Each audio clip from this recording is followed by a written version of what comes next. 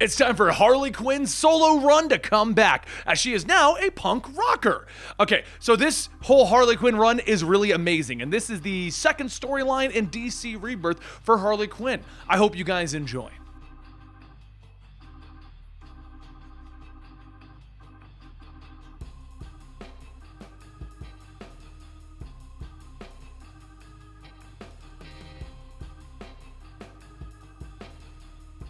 It was just any other morning on Coney Island when Ben the mailman set out for his route for the day. However, in the 8 o'clock hour, the sounds of horses clopping through the streets could be heard, and Ben sighed, stating that he knew drinking all that cold medicine would catch up to him. He looks out the window and he sees a knight riding on a horse, and he asks, "What do you freaks want?" The knight points his lance at the tires as it turns into a gun, and he says they want everything that he's carrying. And his life! The gun goes off and it causes the mail truck to swerve and crash into a lamppost. The sound of the crash can be heard from Harley Quinn's apartment, and quickly her and her companion Tony run outside with shotguns. Harley shouts, "Holy jouster-rollies! Knights on horses robbing a mail truck?" And Tony says, "I see it too. I must be catching your craziness, girl." One of the knights yells, "Fun time's over. We got all that we can and these people are packing heat." The knights then turn to run away as Tony looks in the truck and he sees that Mr. Ben is in real bad shape. Harley shouts, "No! He's totally my favorite mailman!" and then fires a shot at the knights. The slug pings off the knight's armor and Tony tells her, "Whoa, whoa, whoa! Watch that you don't hit the horse. You do that and I'm gonna have to listen to your wailing about involuntarily pony side for the next 9 months." And Harley tells him,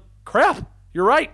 She begins to help Ben out of the mail truck when he starts to state that they have a package for her today. Special delivery from Arkham. Harley tells him, "Don't worry about that, it's just stuff. All you need to do is hang in there." But as Ben leans his head back, Tony says, "I'm sorry, but he's gone." She looks back up at the fleeing knights and says, "I am going to kill them! I'm gonna hammer them down into tiny little ball bearings." Later, as Chief Spoonsdale arrives in the scene, he informs the press that they'll be working as hard as ever to catch these criminals and make them pay for what they've done. Currently, they suspect that with the trend of robberies, Brooklyn and its surrounding areas may be next. But that is all for now. As the press continues to ask more questions, Spoonsdale gets in his car and he sees a pair of legs. And he hears a voice telling him, "My eyes are up here." Spoonsdale tells Harley, "Excuse me for being human, but there's some things that I'd like to go over with you. We know who these robbers are, but we can't touch them until we have solid proof. They're a punk rock band called the Purple Satin, and yeah, I know what you're thinking." Harley says, "Nobody knows what I'm thinking. Trust me on that one." Spoonsdale goes on to tell her, "We've been walking really thin ice on this. One of the band members is the senator's son. Every time that we try and set up a task force, my crew is shut down. What I need is someone like you to blend in with the crowds. That being said, there can be no ties to me or my office, so long as it all remains hush-hush. But there will be a reward." Harley tells him to consider it done, with a vengeance. And Spoonsdale says that he thinks this is the beginning of a wonderful friendship. Later that night, up in the apartment, Harley calls Tony up to the roof, telling him that she's got an idea of how they can nail these guys. The only thing that she needs to know is, can he play an instrument? Tony tells her, "Heck yeah, I can. I was the lead guitarist in a few bands, and oh, I see where this is going." And Harley says, "That's right, Big T. Now, who else do you know that's musically gifted?" As Harley goes back inside, she checks out with the other Harleys. Eggy mentions that he used to play drums professionally for years before turning to a life of crime. You know, because he's a giant sentient egg. Harley shouts, "That's awesome! Now we just need a bass player." And Tony says that he knows the guy. Later, 4 nautical miles south of Rockaway, Red Tool begins to walk off a yacht with the body of his latest target when Harley shouts, "Stay right where you are!" And yes, I know what you're thinking, dear viewer. Red Tool is like basically very close to a pool of dead. Like, I don't know. I can't think of the name of the superhero. It's almost like DC needed a guy that was kind of like, yeah, a superhero from Marvel. Anyway, Red says, "Sure, I got nothing else to do anyway." Harley ziplines down asking, "What happened? Blind date gone bad? She couldn't pick up the check?" And Red asks, "To what do I owe this pleasure?" And Harley tells him, "Tony said you play bass, is that true?" Red tells her, "Yeah, I can also play piano. My mom insisted that I learn an instrument or two." "Wait, you stole a chopper just to ask me that?" Harley says, "What can I say? I'm resourceful and forceful. And right now, we're starting up a band, Red Tool." After a quick haircut, Harley runs out of her room wearing only a towel, asking everyone, "What do you think of my mohawk?" Eggy says that he wishes he had hair, and Red tells her, "It's very 80s bow wow wow of you."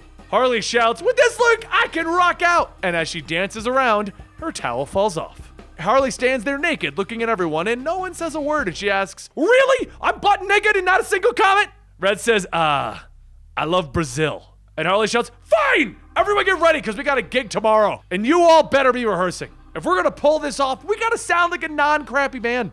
The next night, Harley begins to get ready to go on stage, and Tony says that he's a little worried about this. Purple Satin isn't even here, and our 3 songs won't even last 15 minutes. Harley finishes putting on her lipstick, telling him that it's all about stage presence, and giving him a spectacular spectacle. Once Eggy and Red get the rest of the instruments on stage, Harley checks in, and Red tells her that they may have to go all fish and drag out their songs. Harley tells them to just relax, it's all covered, just follow her lead. She steps out on the stage and announces, "Ladies and gentlemen, Gigi, Harleen, and the Skellbags." But as Harley begins to sing their first set, the crowd begins to boo and throw their beers. Backstage, Purple Satin shows up, and Billy says that the girl's really bombing out there. And Jello laughs, telling him, yeah, she's gonna have to step up her game. Out in the crowd, one of the guys yells, "My farts make better music than you!" And Harley tells the band to terminate it. She's got a bone to pick with about everyone here. She looks back at the crowd and pulls one guy up, smacking him, stating, "I want respect and I'm gonna have it." She continues beating the man, and the crowd loves it. As she goes on, Red asks, "What's gotten into you?" And Tony tells him, "Rock and roll with zero control, my friend." Harley then jumps onto a speaker, asking everyone if she's making herself clear. Thumbs up or thumbs down for your miserable rot pocket. Everyone begins to give a thumbs down and shout 86 the guy. Harley then yells, "Okie dokie, Tulio, your music whacking weapon, please." Red Tool hands over the bass, and Harley jumps off the speaker, and a loud splorch can be heard as blood flies into the crowd. Now with the crowd on her side, Harley goes back to rocking out until the set is even over. As they get off stage, Billy stops her, telling her, "Damn, you're one broken individual." And Harley tells him, "That better be a compliment." Billy goes on telling her that it is. "You and your gang, I've never seen anything like that. I was thinking, why don't you hang around until after the show? We're gonna be heading out to a party." Harley says that if she's still here when they're done, they'll know her answer. And Billy tells her, "Fair enough." As Billy and the rest get on stage, Harley changes, and Tony asks, "What did you do to the poor guy?"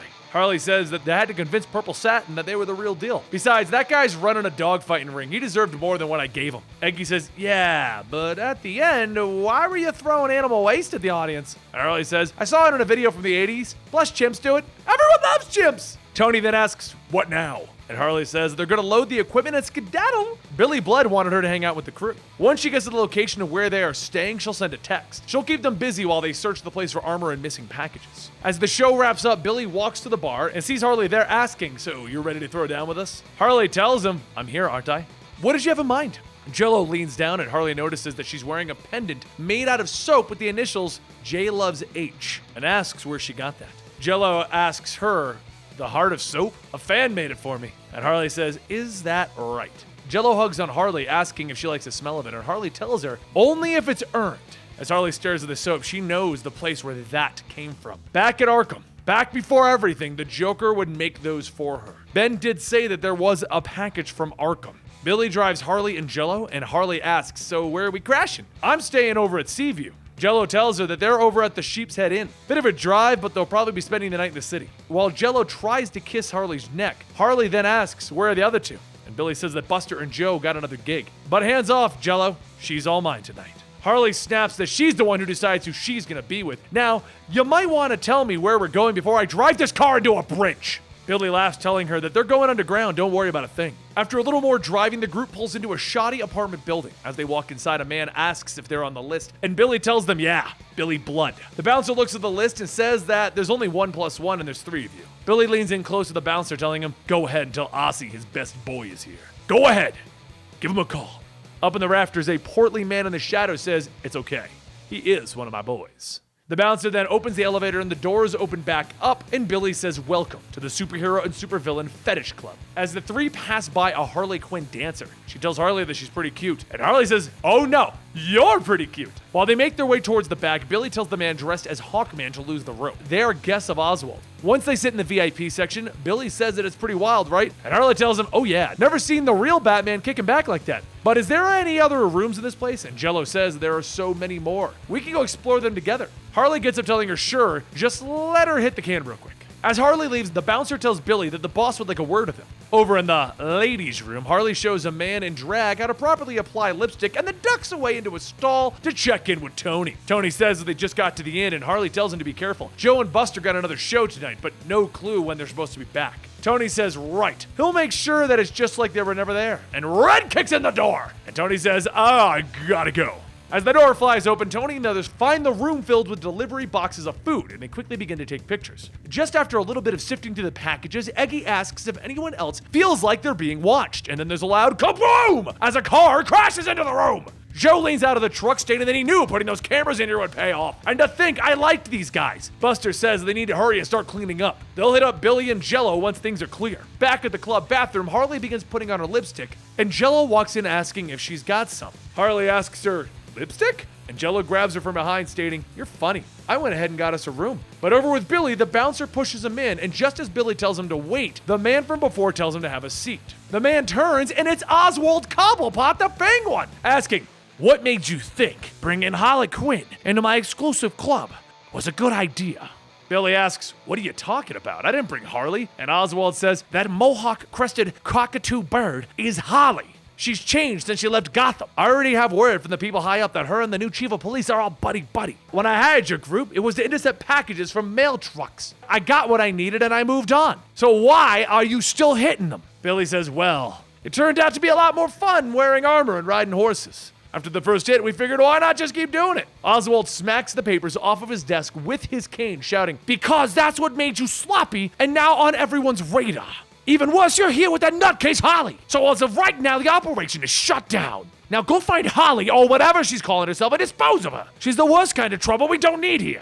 Back with Harley, Jello leads her down a set of stairs where a woman dressed as Two-Face is standing watch. She says password or no entry, and Jello tells her Arkham, and the bouncer moves. Harley asks what kind of password is that, and Jello says that this place here is modeled after it. Jail cells, padded walls, torture tables, and everything.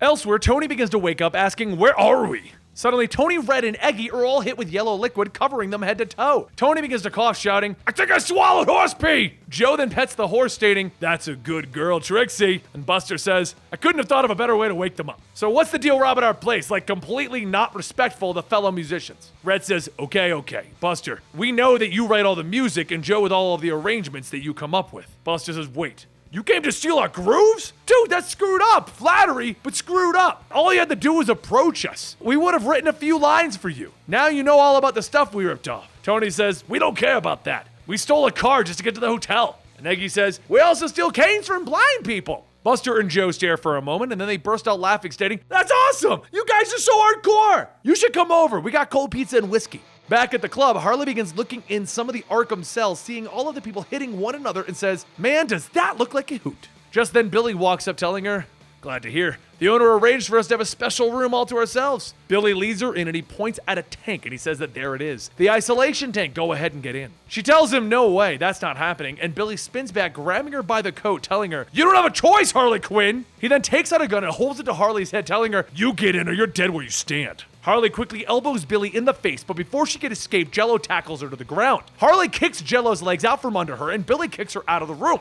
Billy then chases after her, pushing into the crowd, but before Billy could go after her again, the crowd swarms around Harley. Billy tells Jello that they need to hurry and let the others know, but just as Billy pulls Jello up the stairs, Oswald walks down asking, "And where do you think you're going?" Harley calls Tony to let him know what's going on, but Tony tells her, we got things covered. Apparently, Eggy holds his liquor very well. 3 gunshots then go off, and Harley looks back to see Oswald standing over Billy and Jello's bodies with a smoking gun. He tells her, "That hairdo is quite a hair don't." Harley shouts, "And these two are deader than dinosaurs. What's that got to do with you?" Oswald shouts, "I own the place. These two were in violation of club etiquette." Harley runs up asking, "Does the chief of police know about this place?" And Oswald asks, "Spoonsdale? He's a customer from here time to time, but I've already called him." A little while later, after the police arrive, Spoonsdale tells Harley that he heard about what happened to Billy and Jello. They're gonna have one very upset senator. Harley says that she didn't do it, but this isn't done yet. She's got another scene that he needs to be at. As the two get into the car, Harley says that she's got to know. Him and Cobblepot? Spoondale says that part of his job is spinning a lot of plates. She might not like it, but it's a part of what makes this city tick. However, keeping their relationship in good standings is more important, so just say the word and he can shut the club down. As the two get out, she tells him, "It's nice to know that you would, but people need a place to blow off steam, even if it's owned by him." Spoondale says, "Done. But why are we at a warehouse?" Harley points at all of the stolen packages and says evidence, boatloads of it. "My guys found it wherever they are." Suddenly, Red shouts asking, "Is that her?" And Tony walks up stating, "Hey, Harley, Chief." Behind them, Red, Buster, Joe, and Eggy are all passed out drunk, and Red shouts, "Eggy is one pickled egg." Spoonsdale looks back and sees Harley holding the carved out heart and asks what that is. And Harley says that it's a reminder she grabbed before leaving the club. Sometimes no matter how hard you scrub, having a fresh start ain't as easy as it seems.